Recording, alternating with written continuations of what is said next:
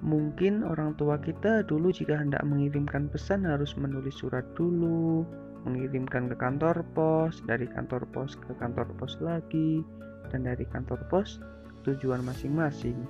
Sedangkan saat ini, jika kita hendak mengirimkan pesan, jangankan dalam hitungan jam, hitungan menit pun tidak ada. Itulah yang dinamakan dengan perkembangan teknologi. Jadi, apa sih teknologi itu? Ilmu pengetahuan adalah upaya mencari pengetahuan yang dapat diuji dan diandalkan serta dilakukan secara sistematis menurut tahapan yang teratur dan berdasarkan prinsip serta prosedur tertentu. Sementara teknologi merupakan seluruh perangkat, ide, metode, teknik, atau benda-benda material yang digunakan untuk memenuhi kebutuhan manusia. Jadi, globalisasi dalam bidang iptek merupakan suatu peristiwa di mana informasi, pengetahuan, teknologi, dan komputerisasi menyebar ke seluruh belahan dunia.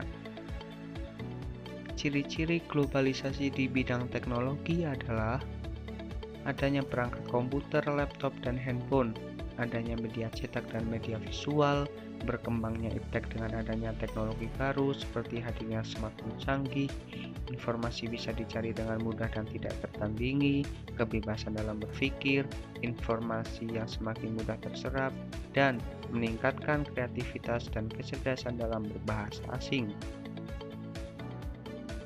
Manfaat globalisasi di bidang teknologi. Yang pertama, adanya kemajuan dan perkembangan teknologi di segala aspek. Yang kedua, mengetahui teknologi yang modern dan bisa kita pelajari teknologi dari zaman ke zaman.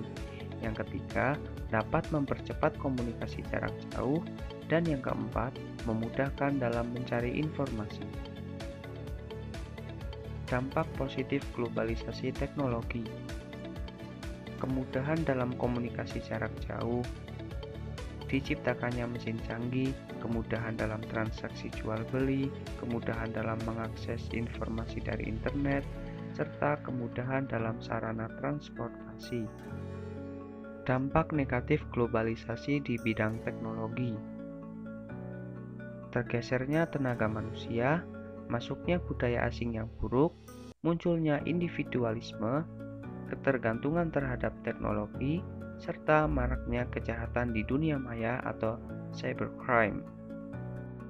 Upaya menghadapi globalisasi di bidang iptek, diantaranya berkompetisi dalam kemajuan iptek, meningkatkan motif berprestasi, meningkatkan kualitas atau mutu sumber daya manusia, terutama di bidang penguasaan ilmu pengetahuan dan teknologi agar kita mampu bersaing. Selalu berorientasi ke masa depan, serta meningkatkan penguasaan kita terhadap teknologi modern di skala bidang sehingga tidak tertinggal dan bergantung pada bangsa lain.